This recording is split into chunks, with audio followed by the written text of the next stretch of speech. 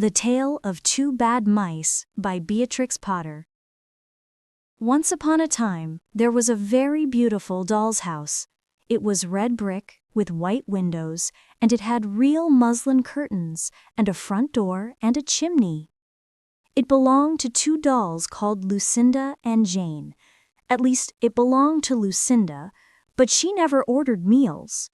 Jane was the cook, but she never did any cooking, because the dinner had been bought ready-made in a box full of shavings.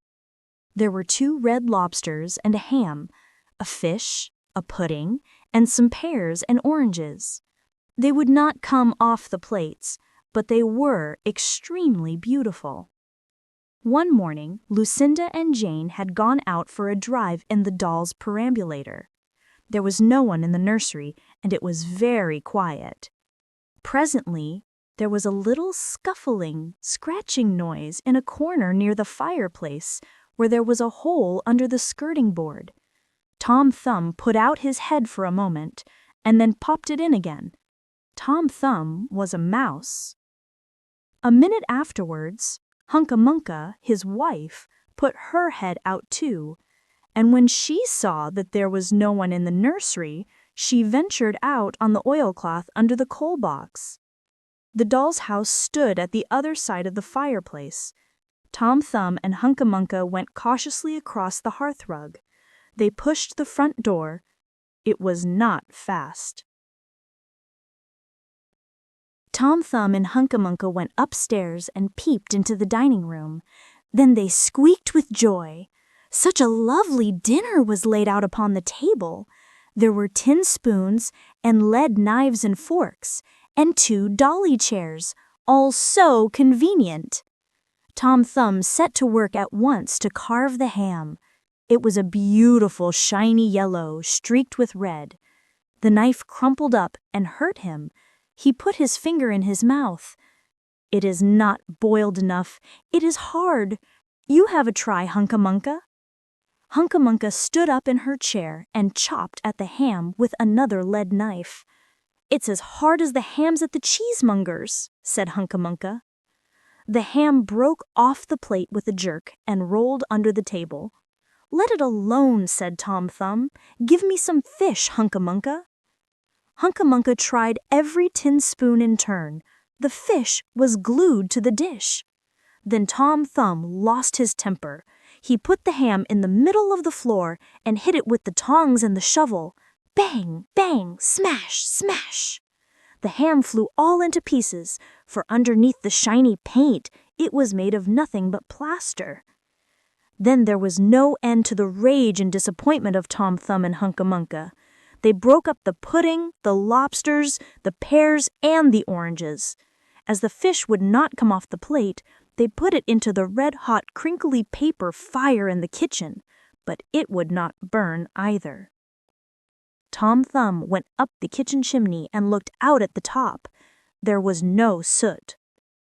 While Tom Thumb was up the chimney, Hunca-Munca had another disappointment. She found some tiny canisters upon the dresser, labeled rice, coffee, sago, but when she turned them upside down, there was nothing inside except red and blue beads. Then those mice set to work to do all the mischief they could, especially Tom Thumb. He took Jane's clothes out of the chest of drawers in her bedroom, and he threw them out of the top-floor window. But Hunca-Munca had a frugal mind. After pulling half the feathers out of Lucinda's bolster, she remembered that she herself was in want of a feather bed. With Tom Thumb's assistance, she carried the bolster downstairs and across the hearthrug. It was difficult to squeeze the bolster into the mouse hole, but they managed it somehow. Then Hunca-Munca went back and fetched a chair, a bookcase, a birdcage, and several small odds and ends. The bookcase and the birdcage refused to go into the mouse hole. Hunca-Munca left them behind the coal box and went to fetch a cradle. Hunca-Munca was just returning with another chair when suddenly there was a noise of talking outside upon the landing. The mice rushed back to their hole, and the dolls came into the nursery. What a sight met the eyes of Jane and Lucinda! Lucinda sat upon the upset kitchen stove and stared, and Jane leaned against the kitchen dresser and smiled, but neither of them made any remark. The bookcase and the birdcage were rescued under the coal box, but Hunca-Munca has got the cradle and some of Lucinda's clothes. She also has some useful pots and pans and several other things.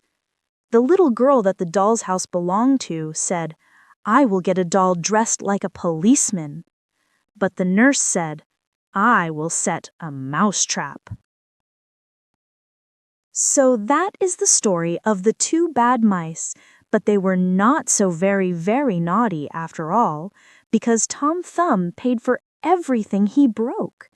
He found a crooked sixpence under the hearthrug, and upon Christmas Eve he and Hunca-Munca stuffed it into one of the stockings of Lucinda and Jane.